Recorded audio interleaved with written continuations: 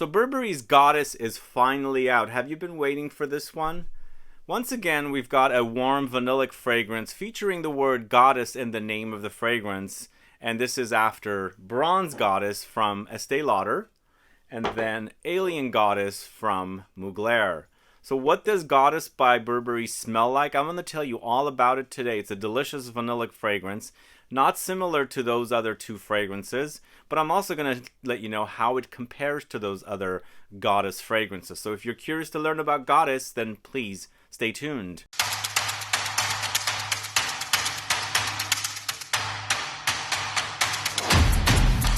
Thanks so much for tuning in. This is Sebastian. Yes, we're talking about Burberry's Goddess that just launched here in the States. This is the latest Burberry feminine targeted release, and it's created by Amandine Clerc-Marie. I've been following this perfumer, and I have several fragrances that she's created in various fragrances, obviously. And what she's done here is quite delicious. So this is taking vanilla, very warm vanilla, and actually meshing it with lavender. And so even though vanilla goes warm and ambery and powdery, it's freshened up with the lavender here and makes for kind of a aromatic experience. So it's a 2023 launch, eau de parfum concentration. It is now selling everywhere. I don't have prices for this, but I'll have it in the info box as there are multiple sizes. And this apparently is a decantable bottle as well, as you can see here. So most likely they're going to sell refills for this fragrance. And I can see this becoming very, very popular. Those of you that love vanilla in fragrances, you're probably going to like this. It's not the sickly, sweet, syrupy, very sugary vanilla, because as I was saying, that lavender in here does freshen it up. But they mentioned there's 3 kinds of vanilla here, and then lavender, which is also here. For me, I do get a caramelly, butterscotchy vanilla here. It's really, really delicious. And also, there's a pulpy, succulent quality about the fragrance as well. Really like soft and jelly-like, and that's how it wears on me as far as texture goes with this fragrance. But you pick up the lavender, it doesn't smell like a barbershop fragrance or anything. It's definitely lavendery for sure, but they don't have it like full on in your face lavender. So it's a kind of a faint lavender for me, because it is about the vanilla after all. This is a vanilla fragrance, but you're also picking up the stems of the lavender. I feel like there's something green running throughout it in the fragrance. I feel like it's coming from like a lavender stems or something in here, perhaps almost like aloe vera like, because the fragrance wears very pulpy. Like imagine when you cut into the aloe vera, you've got that kind of jelly like consistency, and the fragrance does wear like that on me. So even though I feel like this is a gourmand, it's kind of like gourmand light. Vanillas tend to go gourmand, and they don't mention the types of vanilla there are. They just say there's 3 kinds of vanilla here, which is actually quite delicious. And it contrasts it with the lavender. I feel like they've done a really, really great job, or Amandine Clerc-Marie has done a great job for the ladies here. So as I was saying, also there's also the caramelly butterscotchy vibe here with the vanilla. So there are a bit of like sugary burned qualities there. Not overly sweet though. This is definitely not a very, very sweet vanilla. I've experienced a lot of different vanilla fragrances. In fact, vanilla is my second favorite note after patchouli. So I try and find and get my hands on as many vanilla fragrances as I can. When I read about this one, I had to get my nose on it, and it's really super, super delicious. I can totally see this becoming very, very popular. Vanilla seems to be very popular lately, and it makes sense that they're making a vanillic fragrance here. And so I'm assuming they're going to come out with multiple flankers of this one, and it's going to really be a very popular fragrance. I think this is going to sell out, and people are going to rave about this, the way it smells. I quite like this one, and I would wear it, and I feel like even though it's targeted to the ladies, it's a very unisex fragrance, because once again, we've got vanilla with lavender. You've got a lot of male targeted releases out there that are vanillic and also lavendery.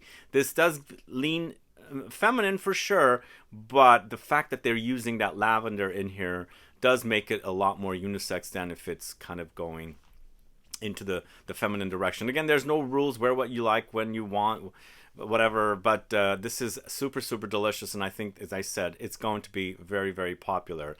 So the next thing I wanted to talk about is what's the deal with Goddess? Why are they using quite a bit of that name now we've got 3 different fragrances. So I thought people or brands were trademarking names. I mean, that's how I find out about fragrance names and advance notifications on fragrances that are launching like a year, 2 years prior to them making an announcement. I go to the USPTO database and I look up brands and what names they're trademarking. So perhaps you can't trademark Goddess? But it's interesting that now we have 3 different feminine targeted releases, all 3 focusing on vanillic notes, named Goddess. So it's, for me, it might cause a bit of confusion. So if I was to have a brand, I would be really uptight about calling it Goddess now, especially if the fact that we know that there's Bronze Goddess. It's been around for over 10 years. And then Mugler just launched Alien Goddess a couple of years ago. So that part to me doesn't make sense. But then again, I don't know the technicalities behind it. But all I know is that brands do trademark names for fragrances.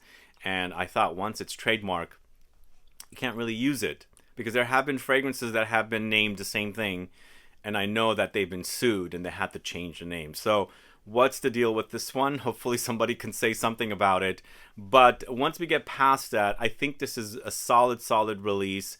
If you're looking for a new feminine vanillic fragrance, you should definitely check it out. I feel like also with the performance, it's not a screamer. For me, it's not a screamer, but it's so super cozy. The whole idea of lavender and vanilla together, I was going to say vanilla and lavender together, but lavender came out first. Sometimes my words come out before. But lavender, vanilla together, both of them are very cozy notes. This is super relaxing and super soothing and calming for me. That's what I like about this one. And the fact that it has these creamy elements, there's spiciness in there, because lavender has these spicy, touches. And even though, as I said, it's not an uber lavendery fragrance, it's not going to smell like a fougere or something. It's there. It's just really helping the vanilla along to make it not necessarily sugary sweet, as I was saying earlier. So this is super delicious. Check it out if you are on the fence. I'm approving this one. I think it's a solid release for the ladies, and I think this is going to be very successful for Burberry. I don't know how successful Burberry fragrances are in general. I thought Burberry Her was pretty popular, and they came out with 4 or 5 different flankers for that one, and this is going to start off a wonderful series of multiple flankers for the ladies with the Goddess. I can see them taking Goddess into multiple directions. For example, the next 2 fragrances, Bronze Goddess and also Alien Goddess, do go into that beachy, tropical, coconutty direction. They can totally do that with Goddess as well, because I feel like vanilla is the main note, and with Goddess, the original and EDP, is with lavender. Perhaps the next version, it could be with coconut. Is that going to cause even more confusion with the fact that the other 2 fragrances are kind of beachy, coconutty, and this is going to cause more confusion because now we have another Goddess that's going in that direction? Again, very much technicalities. I'm interested in finding out about this stuff, but I can't really answer for you unless I talk to a trademark attorney or somebody like that, which I don't have access to right now. So let's talk a little bit about Bronze Goddess. Bronze Goddess has been around since, I believe, either the latter part of the 2000s or the earlier part of 2010s, because I couldn't figure out the exact date when it was launched. And this version here, which obviously you can see it's pretty empty, is from 2019. So I guess they redid the fragrance in 2019. So this is more of a coconutty, beachy fragrance. And for me, I feel like Bronze Goddess and Alien Goddess are a lot closer than Goddess by Burberry. So I was saying this is lavender and vanilla, whereas these are both featuring coconut, and they also both feature jasmine as a note along with the vanilla. So the Alien Goddess is a flanker to the original Alien, which is a jasmine focused fragrance. But even though Alien Goddess and Alien don't smell anything alike, they're capitalizing on the name of Alien to kind of win new customers with this whole new fragrance, if that makes sense. So for me, I feel like they should have named this something else. And how does it match with the original Alien? But with Bronze Goddess in general, it's definitely a very beachy, coconutty fragrance. There's loads of vanilla absolute here with coconut. There's amber. There's captive musk, creamy coconut, jasmine sambac, frangipani petals, cashmere wood, ginger, mandarin, bergamot. So between the three fragrances, I'm really loving the smell of Goddess. And I'm kind of getting bored of the idea of beachy fragrances for some reason. There's so many of them out there now, and the fact that we've got two here kind of sort of similar. They're not identical, but the similar ideas basically what's reminding me of one another. So with the Alien Goddess, created by Marie Salamagne and Nathalie Lorson, I'm not familiar with who created the original Bronze Goddess, but Alien Goddess has notes of Madagascar bourbon vanilla, jasmine, grandiflorum, coconut water, heliotrope, and cashmeran. So very much similar fragrances. They wear differently, but the idea is the same. It's a coconutty, beachy, floral, vanillic fragrance, whereas the two here match or, are similar. They are not very similar, if at all similar, with the original Goddess from Burberry, which just launched. So Burberry's Goddess to me smells really, really delicious. I'll say that again. And I like what I'm smelling. It does remind me of some other male releases that I have to dig into that I've smelled, but we're taking it into a very vanillic directions. If I'm comparing this to something else that's kind of similar for a man, I feel like with the male targeted releases that feature vanilla and lavender, they do add other notes to make it a lot more butch. Here, it's just an overdose of vanilla with that lavender, which makes it, as I said, very, very cozy and comforting to wear. So I approve of Goddess. Get your nose on it if you are into designer fragrances and also, the note of vanilla. I think this will satisfy for sure. It'll be as popular as her, if not more, because vanilla is in vogue right now. Vanilla is very, very popular.